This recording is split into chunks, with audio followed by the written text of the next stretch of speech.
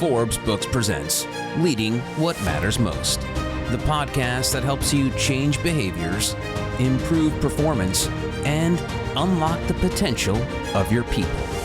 Here's Phil Geldart. Frederik, hi, good morning or good afternoon, depending on where you are. Thank you so much for the time. Thank you for having me, Phil. It's great. Are you really in a geodesic dome there? I am, absolutely, yes, in the Santa Cruz Mountains, in a little forest. Wow. Well, and did you build it yourself? We actually did, yes. A couple of friends. We gathered 2019. I remember it was December 1st. It was pouring rain, quite cold at that time, but about 6 or 7 of my friends came over. We built a geodesic dome because we thought it's going to be a great guest house for people to stay over in the forest. But then 3 months later, the pandemic hits, March 16th, 2020. Right. And so no guests moved in, but it was a perfect setup to, work from the forest and have a little schoolhouse for my 3 kids as well. And people kept joking that, Frederik, you predicted the future because you knew that, we all had to move into like a different space. And I said, like, no one can predict the future, but you can create it yourself. So here you have it. Yeah. Wow. Well, I would certainly like to chat with you about that, but just to stick with the geodesic dome just for 1 minute. I remember studying, it was Buckminster Fuller who created it, wasn't it? It was Exactly. such a fascinating concept. So did you get it pre-built or prefabbed, or how do you actually go from let's build one to having one?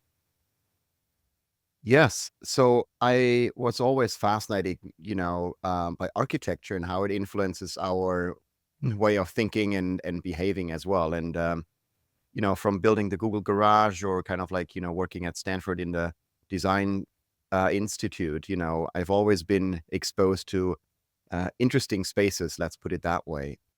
And now we have actually 3 spaces in our backyard, in our forest, like 2 geodesic domes and an A-frame, and all serve a specific purpose. I actually have now a 4th one, which is an art studio.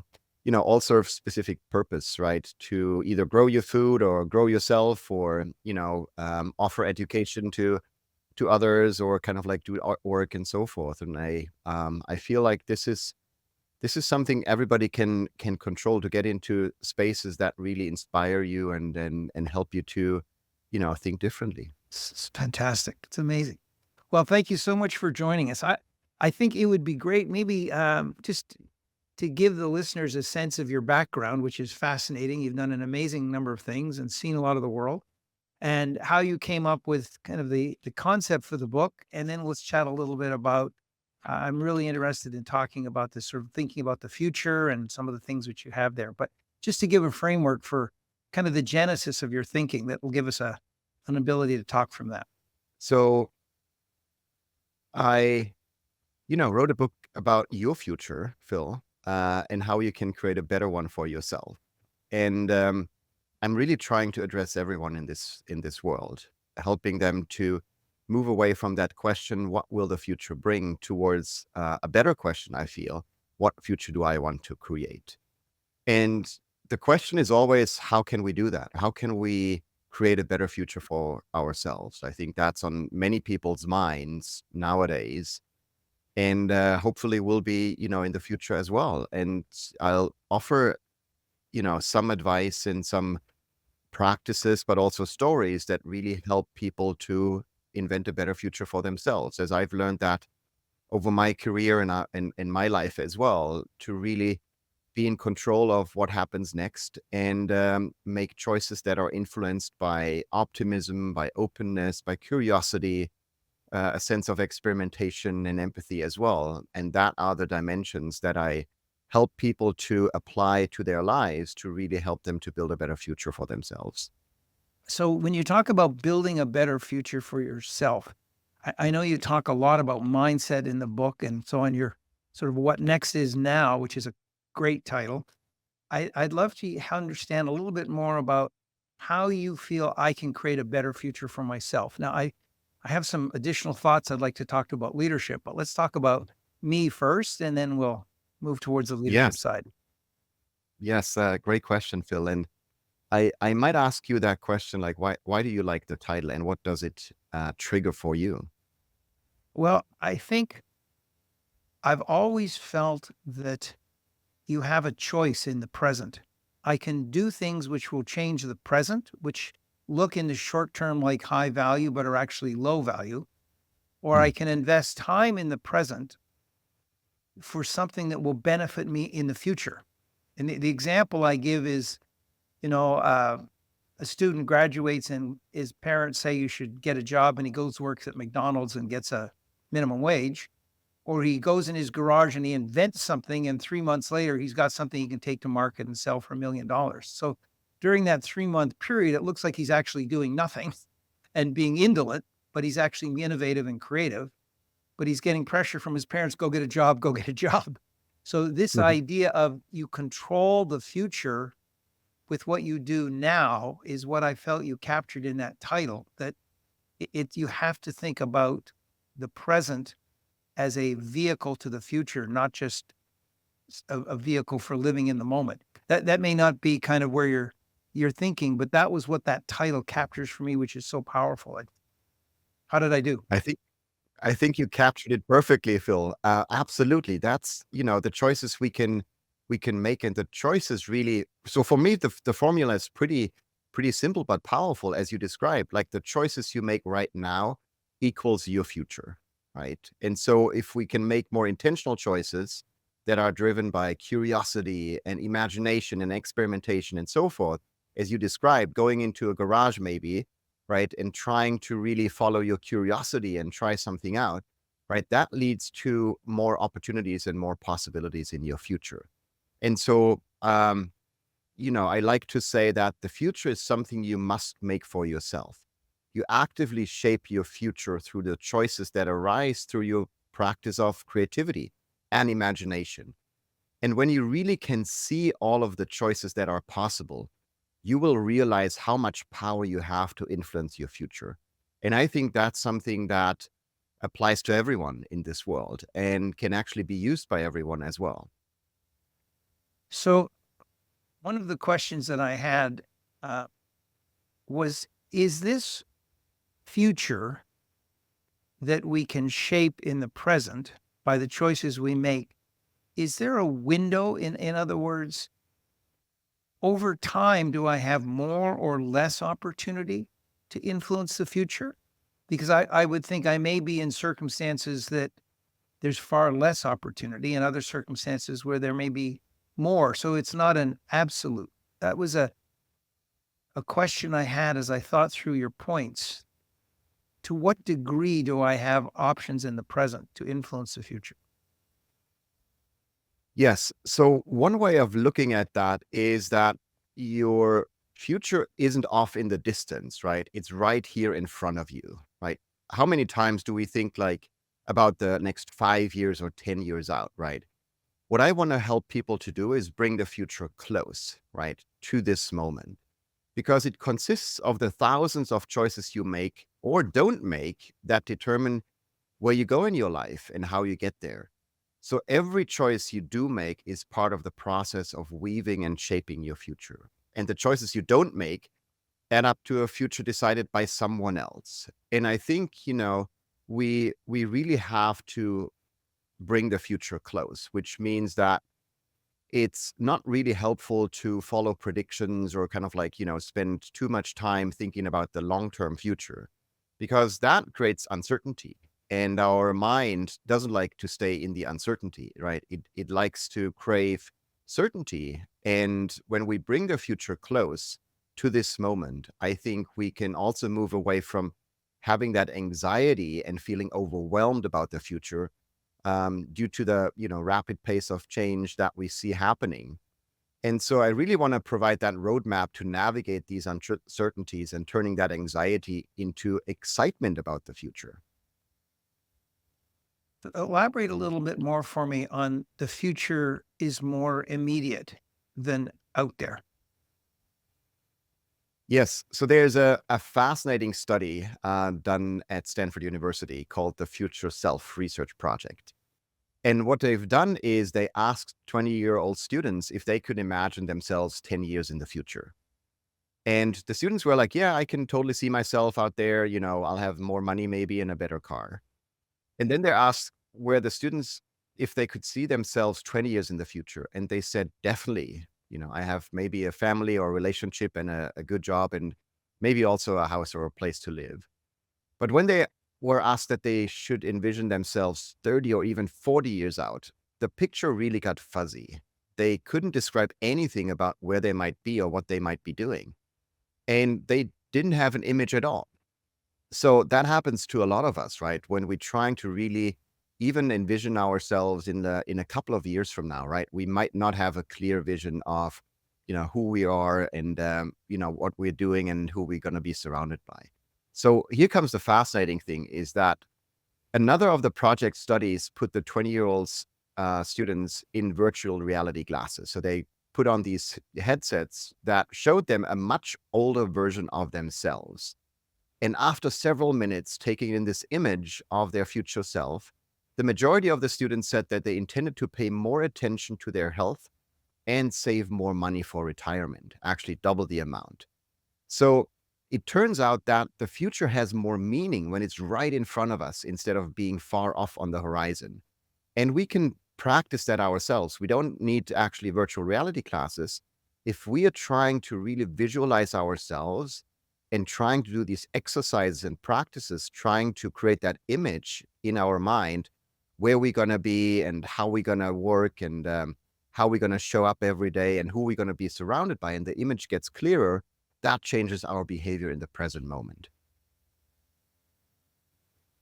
And how much of that would you say is mindset versus motivation? Yes. So I have to say that I admire the work of Carol Dweck around mindset. I think it's such a powerful work that she put out into the world because now everybody talks about mindset, right? It's a concept and a framework that most people use. But I go, I think, beyond that in the book, where I try to move away from mindset as something that is, long-term. It's based on our belief system. It's a mental framework that is really ingrained in ourselves based on our past experience. I move beyond that and trying to use mind state as a construct to really look at it in a more dynamic and a short-term way, because mind state is something we can control immediately and we can shift and change depending on, the circumstances we find ourselves in. And I think that is, for me, a helpful construct for people to really look at their choices and how the mind state basically influences their choices in the moment as well. What would you say, though, to people who feel like their choices are limited? I think in your mind, there are perhaps more choices available than there are in the average person. And certainly your life has demonstrated that you feel that way yourself. But how would you respond to someone who says, I don't feel I have much in the way of choices I can make? Yes, it's a great question. And the future ready mindset really drives you to continuously learn, adapt, innovate, and connect with people and your environment in ways that really propel you forward to your future, to see more choices. And on this journey, it's not a question of what you want to do or who you want to be. It's a question of how you want to be in the future. So I would respond to that question when somebody tells me, I don't see many choices, right? I would ask them, like, how often do you show up optimistically? How do you show up more open to different opportunities? How do you show up with curiosity and asking questions? How do you show up and experiment with different options? And how do you show up with empathy relating to other people, but also empathy for yourself? And if you show up with these dimensions, what I call, right, again, there is a really big chance that more opportunities and more choices will actually emerge.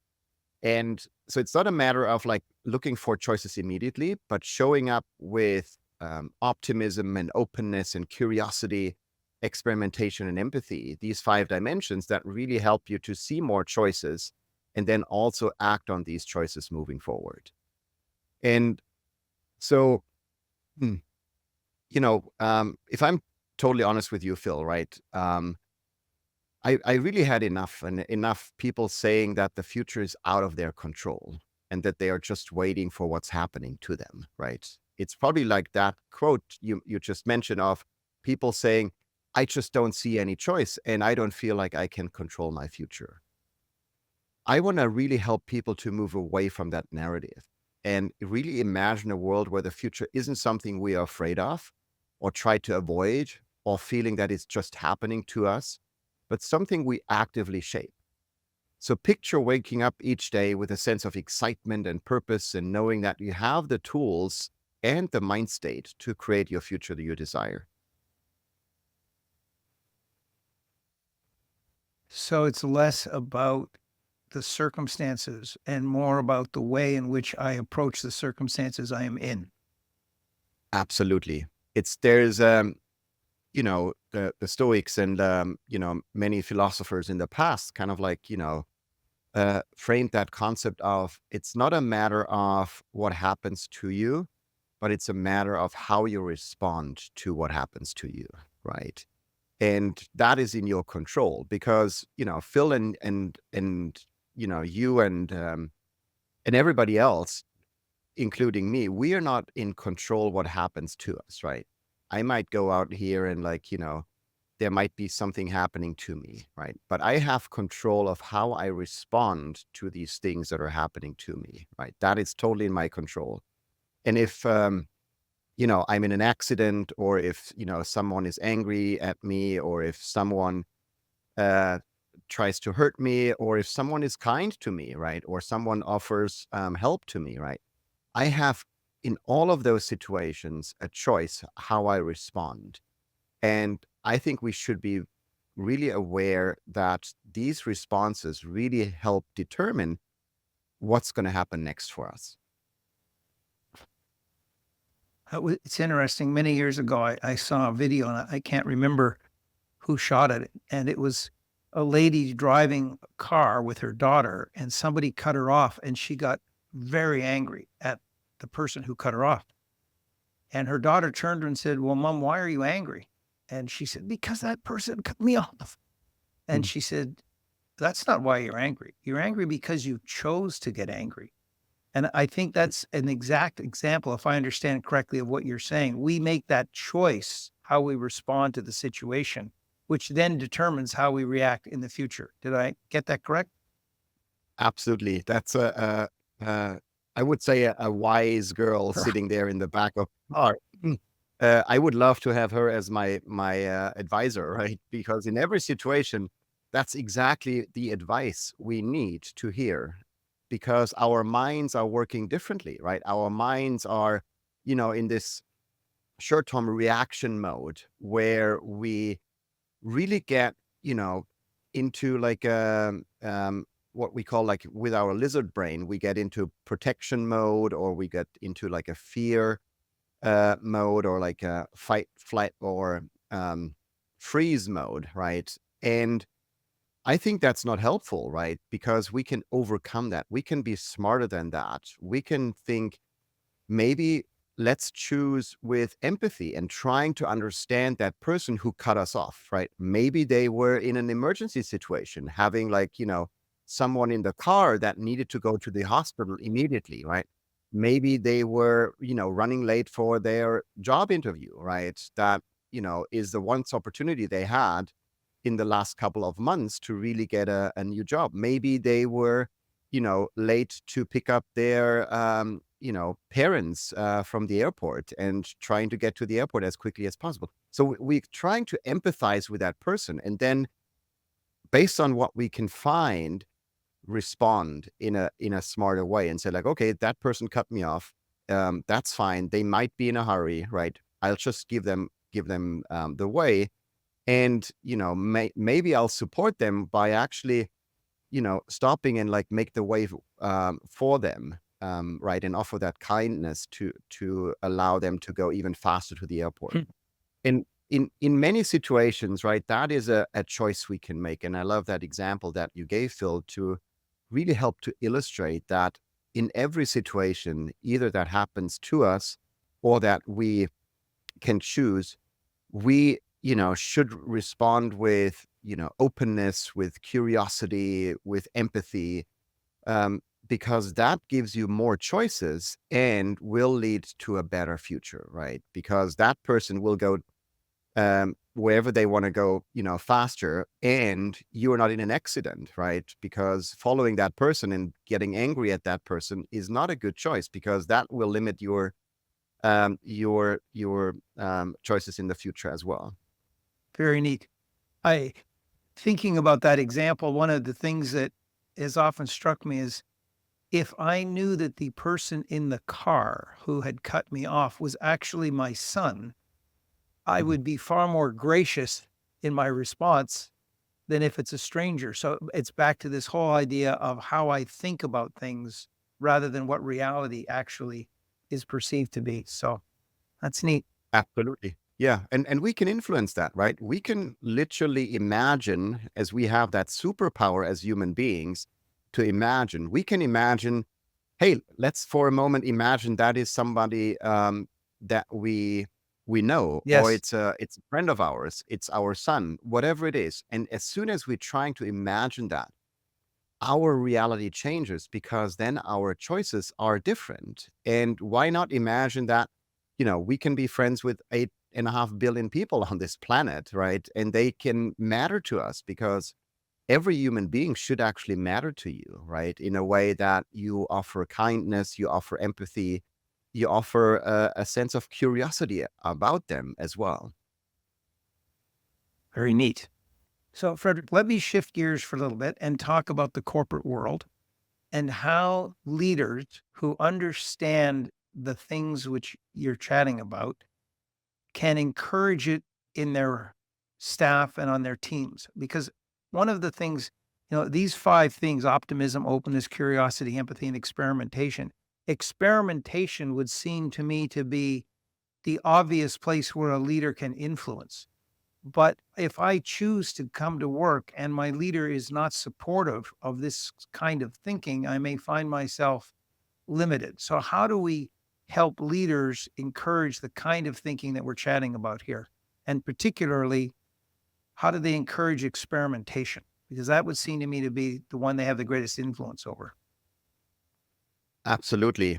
So this is really something where I feel you have to be a role model in as a leader in an organization, right? And I see that all the time, in the corporate world, where people ask me exactly that question, Phil. Like, how can I, enable these qualities in my team and in my people that I lead? And I say, mostly, if you're showing up with those qualities, with openness, curiosity, optimism, a sense of experimentation, and so forth, share examples of your own life and really be that role model, people will follow you.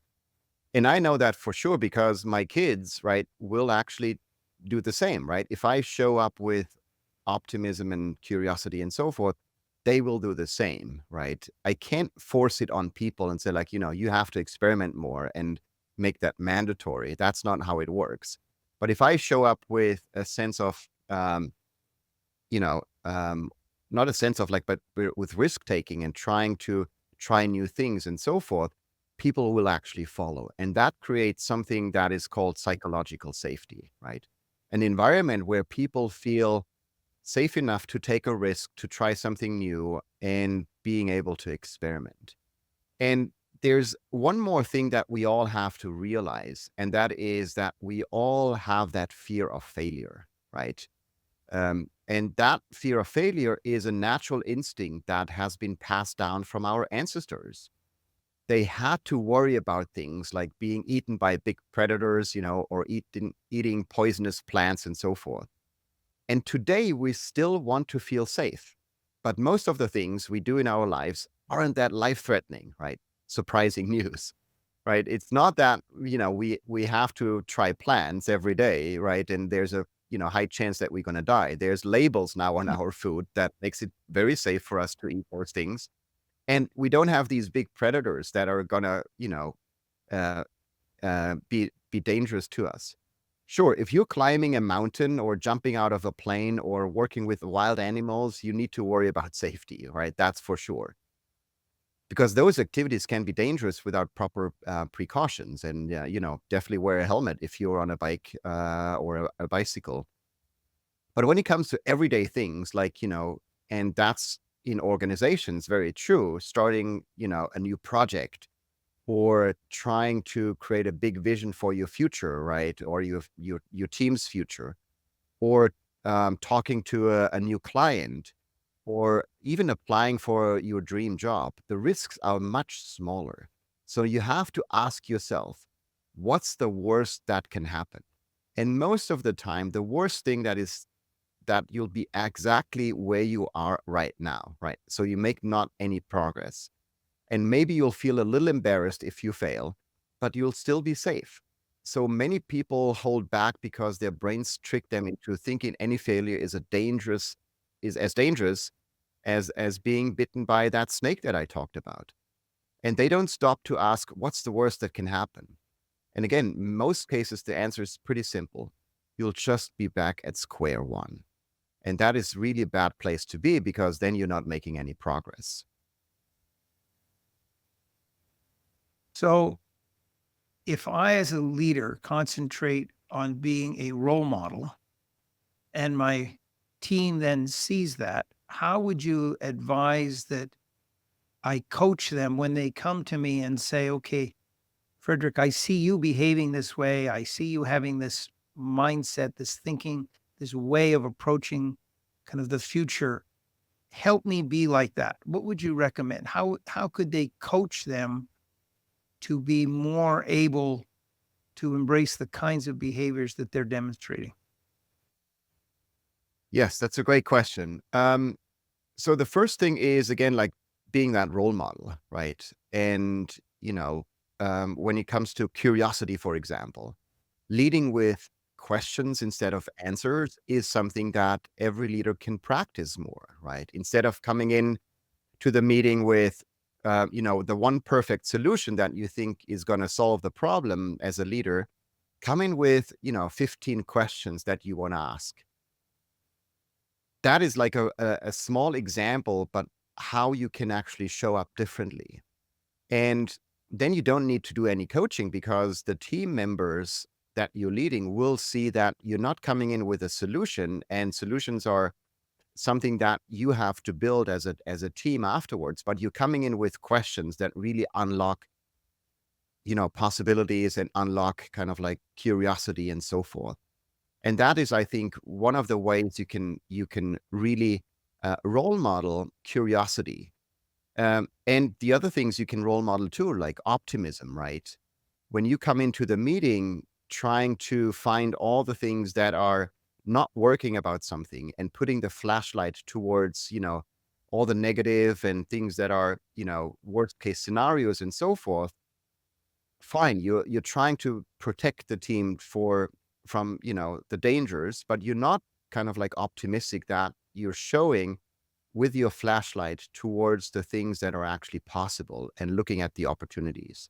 So these would be two examples of really showing up differently, um, and trying to be that role model that lives future ready and tries to really help to build a better future for yourself and then for the team and the organization. Okay, those are very practical and very helpful. And I think that's important, because if you see somebody behave this way, they make it look so easy. Like, oh, well, that's just the way you're wired, as opposed to, no, I've intentionally chosen to ask questions rather than give solutions. So it's those practical things that allow me as a leader to instill in others the same skills which I'm trying to master for myself. Absolutely, yes. Otherwise, it's just like, well, you just make it look like it's so simple. And that's powerful, right? Like, Phil, how often do we, learn about a theory or framework or something that we, even in the beginning don't understand, right? It's so hard and so complicated that we just don't understand it, right? And that's not helpful, right? I think I'm coming with, simple practices that everybody can try. but they're really hard to implement and to live by, right? But there is the power in, as soon as you show up again, like not with an answer to a question in a meeting, but with 15 questions, right? That is something super simple to understand. But how often do we see leaders actually do that? And so in my book, I really trying to give people simple enough practices that everybody can try out. But again, the power is really in living by these practices and showing up differently every day. Intentionality. Absolutely. Yes. Intentionality. Yes. So, Frederik, let me shift to the company off the leader. How does a company build a culture where this kind of thinking is prevalent? Again, like what I'm trying to do is start with the individual, because companies are run by individuals, right? They are, consisting of individuals who work there, who creating the vision for the company, who build prototypes and trying to experiment the way forward. So what I'm really trying to do is start with the individual. And for me, that is maybe a great way to help shift organizations too, is I've been able to work with, many different organizations, from startups to the United Nations, to the German Soccer Association, to, family businesses and so forth, even governments. I've always seen that people trying to blame the organization for being too slow or too bureaucratic or being too um, not innovative and so forth. And I've always found that it's not the organization that's the problem. It's the individual, right? That can actually trying to shift their thinking, shift their behaviors and so forth, so that the organization then as a general entity will actually change as well. So, to what degree is the individual that you're chatting about here at the top of the house, at the executive level, versus all the way down through, if you're trying to create this kind of a culture? So what I'm focusing on is really that notion of a mind state, right? And a mind state is something that every individual has. And a leader in an organization, the CEO, or, the intern that just joined, right? And I think if we are trying to not just focus on the CEO and the leaders in the organization, but literally on everyone, I think we have a powerful way to really shift the whole organization towards being future ready. Because the embracing curiosity and fostering perpetual experimentation is how I describe it, and maintaining an optimistic outlook is about your mind state. And if we start with everyone in the company to really embrace those things, because the good news is that these are all human beings and they all have these qualities already in them. We just need to unlock them, trying to develop them, train them, and so forth. There's a greater chance that we can actually see the whole organization shift. So I know that's probably a little bit of an unsatisfying answer to say, like, let's start with the CEO or let's start with the interns. But I think we should start everywhere, because it's human beings that shape organizations. It's human beings that shape the future. And if we start with every individual to really trying to help them to build a future ready mind state and develop that, I think we see better organizations happening that also influence then how the future will actually unfold. Okay, that makes perfect sense.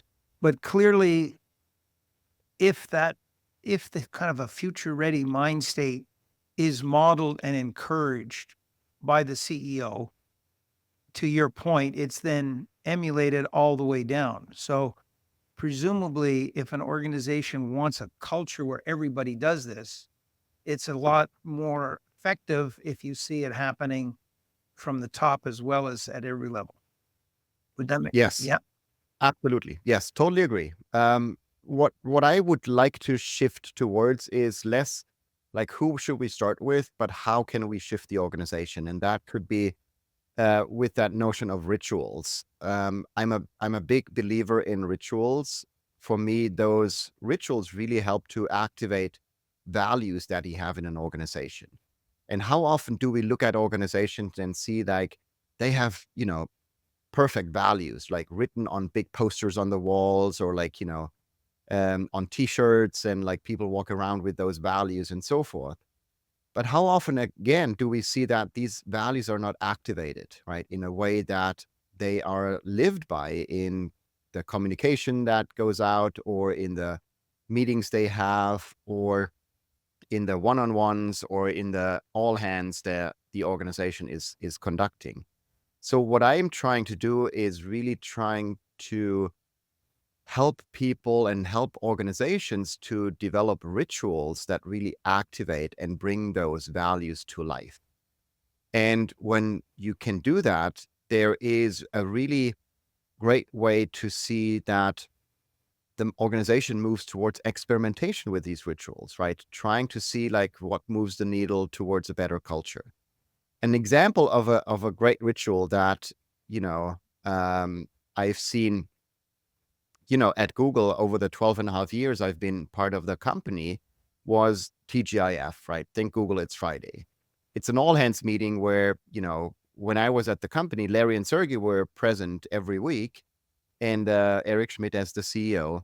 And every person was able in the company to ask a question to the founders, right? And to the CEO. And the microphone was actually handed to the interns first, or the people who started in the company that week. So the new employees. And that really brought that value of transparency and curiosity to life, right? On the first day when you started in that organization. And that's a powerful ritual that happened every week to really bring that value of transparency and curiosity to life. Another ritual that I found fascinating when we talk about like onboarding and how we welcome new employees is from Dropbox, right? What they do is they send out to new employees not just the contract, but also a recipe for cupcakes. And so they invite the new employees to show up to their first day in the office with cupcakes they bake themselves. Because one of the values in that company is delight the user, right? And if you want to delight the user, right, you can practice that by delighting your team and the people you're working with on your first day in the company. And so it's such an easy thing that we can experiment with and try out to really bring our values to life when we focus on rituals and how rituals can shape our culture too. I was intrigued by your comment that these are not skills which take years to learn. They are within us. It's a matter of unlocking them. Hence your mind state phraseology, that it's really about understanding and then using, rather than feeling deficient and I need to go study for 3 years before I can actually live this way, which is it's a big shift. This future ready doesn't mean I have to get ready, so to speak. Exactly. Yes. It's something that is in yourself already. But what I found as well is that over time, you're using less and less of it, right? So we are born as, very curious individuals, right? We come to this world really asking a lot of questions and, using all our senses to explore the world and discover something new and learn pretty quickly about, everything around us. And we kind of put that curiosity to the back burner, right? When we grow up, specifically when we grow older, like we ask less and less questions. We are trying to use less our senses to really explore our environment all the time, right? How many times do we follow a sense or like a smell, a scent or a smell, to really trying to understand like what is that really smelling like, right?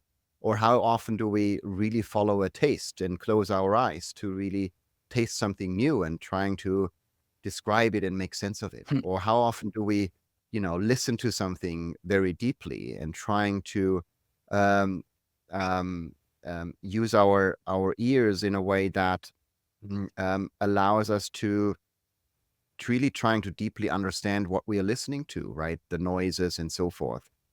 It's something that we don't use over time when we grow older. And I want to bring back that notion of we have everything we need to be future ready. It's just a matter of bringing back those qualities and really helping with those qualities make better decisions and choices.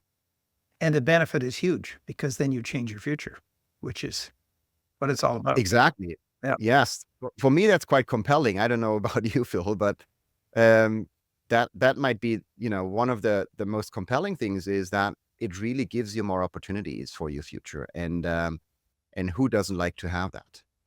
So, Frederik, chat with me a little bit about Dimension X. You talk about that. It's a fascinating concept. I'd love you to explain it and then elaborate a little bit on that, because that seems to me to be a sort of pivotal point in terms of the thinking that's required. So again, like I start with those 5 dimensions that I feel like are necessary to live future ready and really shape the future that we want to see happen. What I also found working with, tens of thousands of Googlers, for example, or like, Stanford students and people from around the world is that there's always something very unique about every individual.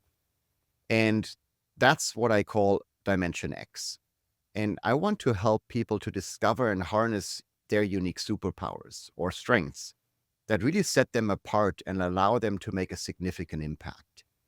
And so it's something that we all have in ourselves, our unique superpower.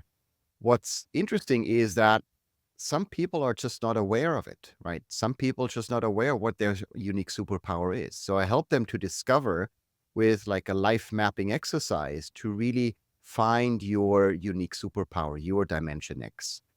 And by finding it, you can actually make use of it because now you're aware of it and you can put it to work wherever a challenge is going to arise and trying to really benefit from it. So for me, my Dimension X, for example, is a bias towards action, right? That helped me always to make progress and move forward.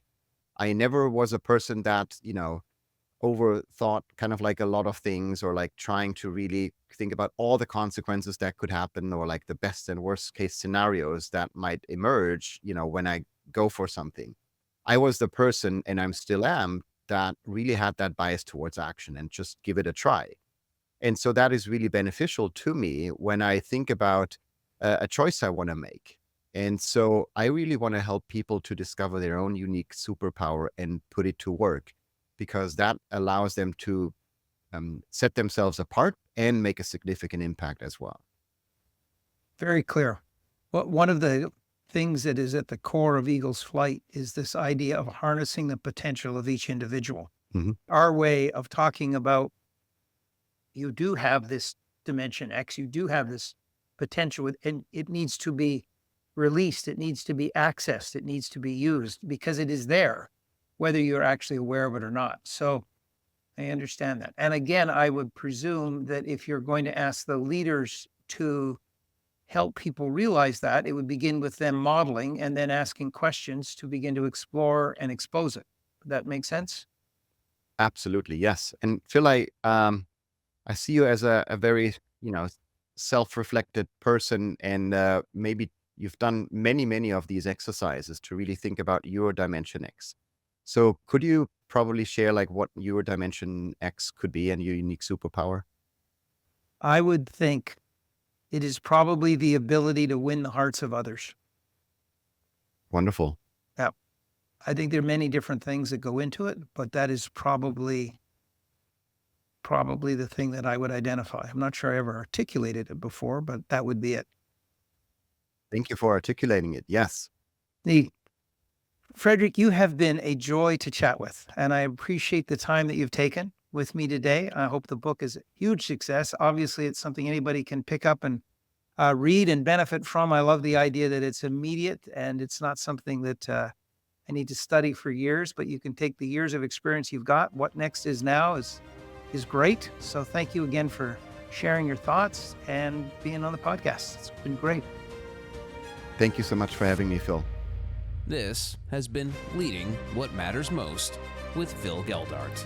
If you want to create a culture that drives performance and develop leaders that inspire and motivate, go to philgeldart.com.